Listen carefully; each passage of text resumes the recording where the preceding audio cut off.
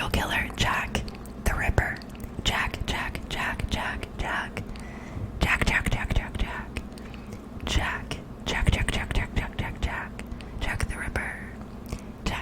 Jack the Ripper. Here's a quote from a documentary that I watched. We call him Jack the Ripper, but we don't really know who the person behind one of the older and most notorious murder sprees was. The killer appeared in London's Whitechapel district in 1888 and murdered 5 women, all prostitutes, and mutilated their corpses. Police surmised the killer was a surgeon, butcher, or someone skilled with a scalpel. The killer mocked the community and the police by sending letters outlining the acts. Although many suspects have been named over the years, the killer has never been identified. Women in Whitechapel. The first woman in Whitechapel that he murdered was first observed by Charles Cross and Robert Paul, lying on the ground in a heap. Her hands were cold, and they were then intent on notifying the police. Then Constable John Neal finds her, sees that her throat had been quite ferociously cut, to the point that her head was almost separated from the rest of her body by the force of the damage that the killer had inflicted. Sort of like a headless Nick situation here. So, the body was examined by Dr. Llewellyn, or however you say that. Then it was brought to the morgue. So, Jack the Ripper actually selected his own name. He volunteered it. The first victim was Mary Ann Nichols. Some called her Polly. She had been disemboweled. She was a sex worker. She had been kicked out of her lodging that night. She was described as being ripped up to the breastbone, according to the documentary Unmasking Jack the Ripper. She did not have any of her organs removed, though. So, J Division police were in charge of investigation, but 2 other murders in Whitechapel were being looked into by H Division, headed by Inspector Edmund Reed, I believe. Technically, there were only 5 official Jack the Ripper victims, but there were 2 earlier murders being investigated by H Division. Those are, I believe, Elizabeth Smith and Martha Tabram Turner. So, Elizabeth Smith, her murder was April 1888 at 3:45 a.m. and Martha Tabram Turner, August 1888. Some consider them the first killings of Jack the Ripper, but many experts disagree with this. What people considered the first murder was Mary Ann Nichols, the first of 5. She was murdered August 31st, 1888. She was found on Buck's Row. Many experts consider it unlikely Elizabeth Smith is as being gang related and not in connection with Jack the Ripper. So at the time, Charles Warren was the police commissioner. He also had to respond to Trafalgar Square riots.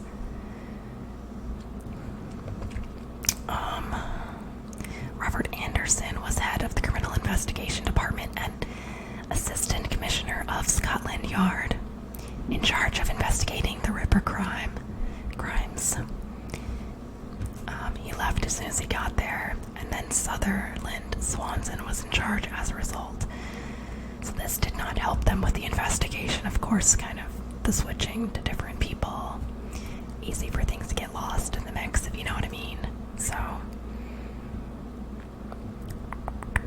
then there was Frederick George Abilene, policeman who oversaw Ripper investigations. And part of why he was is because he was so familiar with Whitechapel, with the slums of London, with prostitution, vice, violence, crime, petty thieving. The police, when they would go in there, would typically go in groups of 4. A lot of what corrupted this area was gin. Gin drinking was a huge issue in this area. Ruined families. And so, yeah. Women were afraid to go out at night in the dark due to the Jack the Ripper killings. Sorry, my dog keeps making noise in the background. One of the first likely suspects was known as Leather Apron. So this came to fruition, Leather Apron as a suspect, because prostitutes in Whitechapel were saying that he threatened them. Decided to do something a little extra for you. So anyways, back to the story. So newspapers such as Star shared their suspicions, things which had been leaked from the police, naming Leather Apron, and I believe details about who he was. They sensationalized things, they demonized the man, and they believed he was John Pisa. This also alerted the man they suspected, and the public made him into an enemy. So then he went into hiding as a result. So, also journalists tried to bribe and follow officers around. So a leather apron was common clothing for many in the Jewish community in the neighborhood. So this was not good. It was a very delicate situation.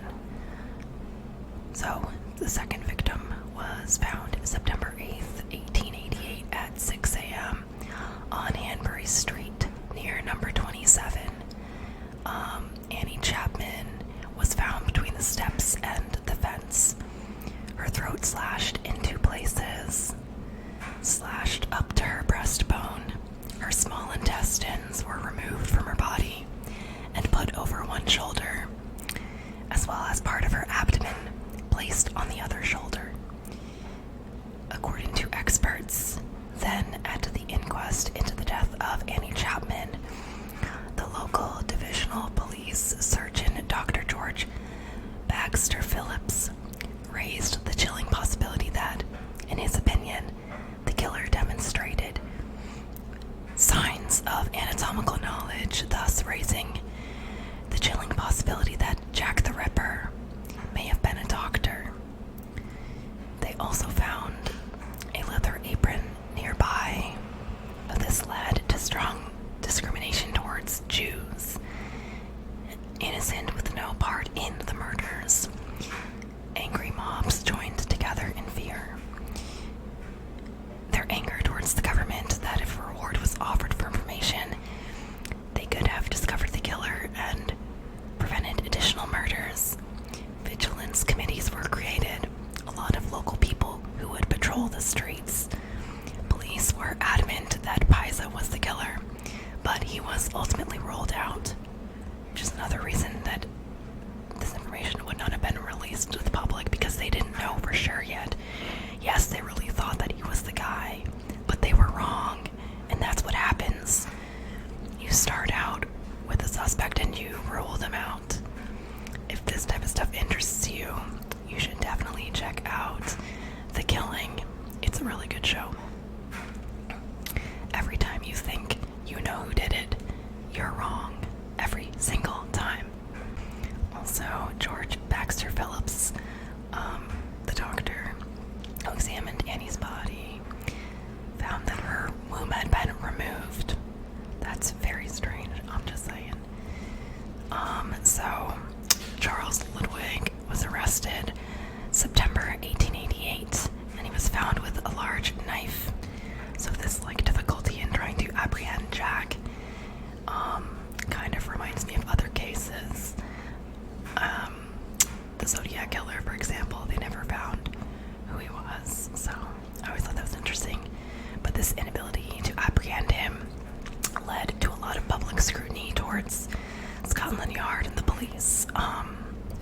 So September 30th, 1888, he killed two women, Elizabeth Stride on Burner Street and Catherine Eddowes on Mitre Square, before going off into the East End. They found a bloody apron of Catherine Eddowes. It was discovered by Officer P.C. Alfred Long. Authorities theorized that he was a man who himself lived in Whitechapel, and that this gave him ready access and ease to find his way there and leave after killing somebody. That he was able to blend in and not be noticed. That he knew his way around, and this also helped them to consider the fact that there was probably minimal blood, which helped him also to blend in, and that would make sense given how difficult it had been to apprehend him. So that makes a lot of sense to me, given mutilations were so this also kind of goes into the idea that mutilations occurred post-mortem, which would result in minimal blood. So like basically you would choke them to death and then mutilate them, and he would not end up just completely covered in blood when he committed these grotesque crimes. Also, the bloody apron showed that he removed blood evidence from his person after the murders, and that it wasn't very much. That is what they're kind of getting at. So, now, let's see. So near the bloody apron, anti-Semitic scroll was found. Some believed that it was written in chalk by Jack, and others believed that it had already been there for some time and was completely unrelated. The police commissioner, Charles Warren, chose to remove the message to rid Whitechapel of the controversy that it brought, though some speculate he removed it to prevent photographs of it and remove the evidence itself. So, supposedly the Whitechapel murderer wrote a letter that was published by authorities following the double murder of Elizabeth Stride and Catherine Eddowes. Some say they don't think that it was actually written by Jack the Ripper, but a lot of this can be debated. So, a letter was signed with the name Jack the Ripper. And after they released this to the public, fraudulent letters came to the police in droves. Then there was the From Hell letter. So the From Hell letter, which I'm guessing is where the name From Hell comes from for that movie From Hell with Johnny Depp and whoever else. My brain is, I can't think off the top of my head, but check it out. It's one I love. So October 1888, George Lusk, in charge of the Mile End Vigilance Committee, received a letter addressed From Hell. It held part of a human kidney, which the author of the letter claimed was taken from Catherine Eddowes. Most today, though, believe it was not even hers at all, nor that it was even related to her murder. Side note, detectives in desperation tried to use bloodhounds in the investigation, and it didn't really work out. Alright, so the last murder, the murder of Mary Ann Kelly. So this is according to jacktheripper.org /Mary Kelly murder, sorry. The link will be in the description. So at around 4 a.m. on the morning of November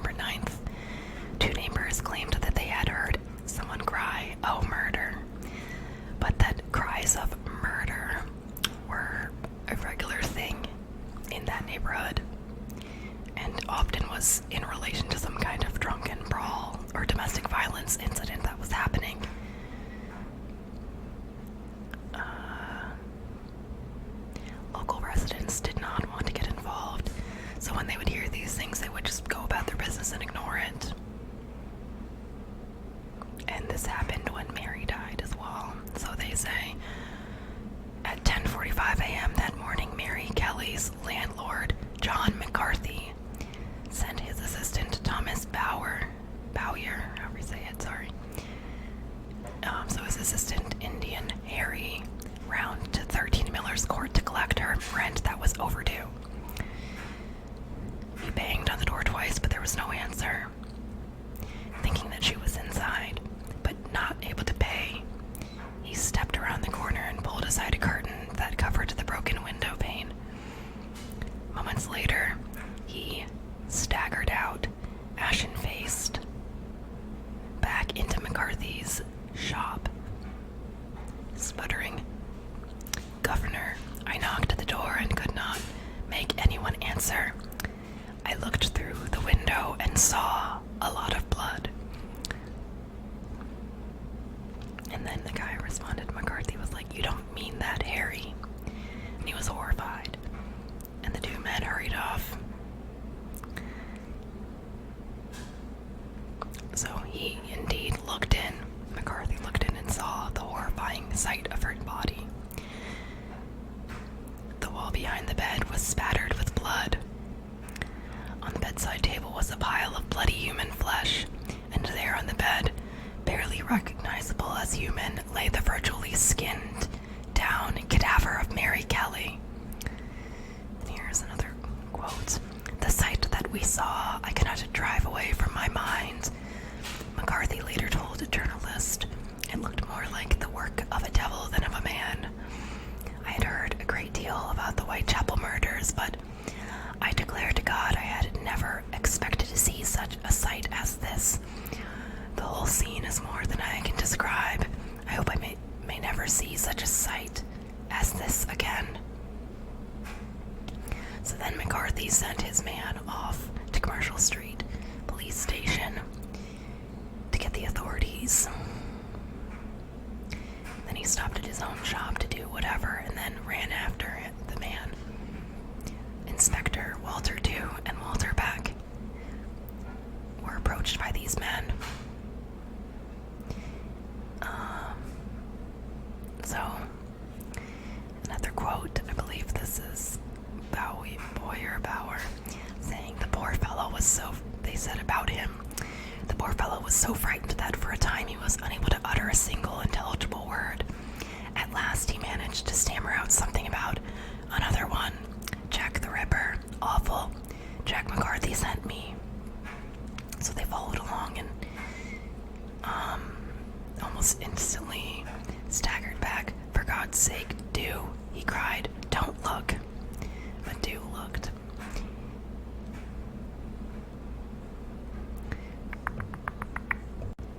The body was lying naked in the middle of the bed, the shoulders flat, but the axis of the body inclined to the left side of the bed.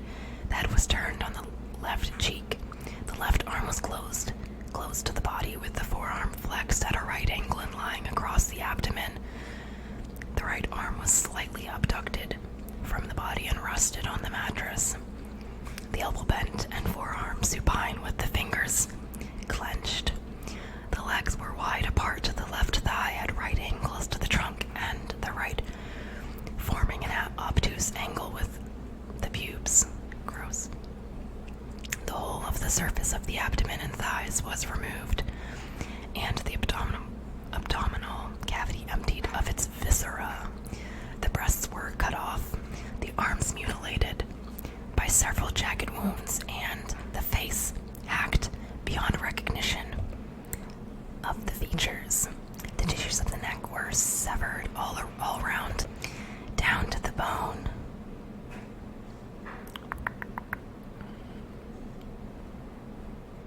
The viscera were found in various parts, viz.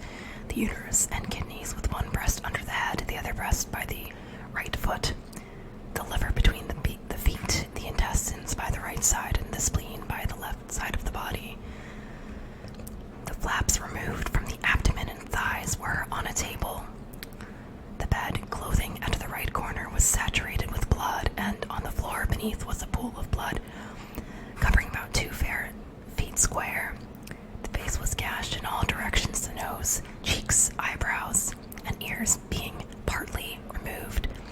The lips were blanched and cut by several incisions running obliquely down to the chin. There were also numerous cuts extending irregularly across all the features. So this motherfucker number on her body. So she'd also been known as Mary Jeanette Kelly, Fair Emma, Ginger, Dark Mary, and Black Mary. And we believe that they believe that she's the final of his victims, and yet seems like one of the more grotesque of the lot. So it's interesting to think about. So some other things to note regarding Jack the Ripper would be that there is a theory that Jack the Ripper and H.H. Holmes are the same individual, that the timeline is arranged so that it is possible for him to have been in those areas at the times of those killings. And some claim that the handwriting matches. However, I don't think that this is the case, because doesn't really match. The MOs are so different. So I just think it's interesting that people actually really believe this, and I have a friend who believes that, or wants to believe it, I guess. So I think I mentioned it before, but I wanted to re-emphasize that. Okay, so there's a lot of content that's inspired by Jack the Ripper. From Hell, Ripper Street, Whitechapel. These are different films and stuff. Jack the Ripper, which is from 1988. Black Butler, which is an anime. I didn't realize that it was based off of this, so that's really interesting. The Lodger, A Story of London Fog, 1927. Murder by Degree, 1979. Jekyll and Mr. Hyde, which was released in January 1886, tells the tale of the respected London-based Dr. Henry Jekyll, who at night transforms into the murderer.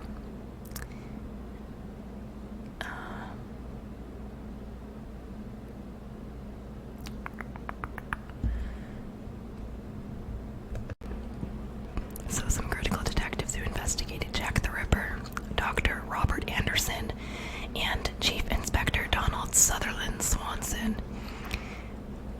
Anderson's memoir, The Light Side of My Official Life. Anderson does not name names in his memoir, but he alludes to the suspect being poor, lower class, Polish Jew from Whitechapel. He also explained that a witness who saw him clearly and ID'd him refused to speak in court. Swanson or identify him in court. Swanson, on the other hand, chose to name a name. He did so within the margins of his copy of Anderson's memoir. He named Kosminski as their suspect. Aaron Kosminski, who was removed to Colony Hatch Asylum in 1891. This is all according to what was known in 2004 in the documentary that I described earlier, which will be linked in the description below. So I would also pose the question, why after 5 murders did Jack suddenly stop committing his crimes? Maybe he was locked up in an asylum. Maybe he died. Maybe he moved. What do you guys think? Do you have any theories? Please leave your comments in the description, or in comments in the comment box. Yeah, so leave your comments. Let me know your thoughts. Let me know if you liked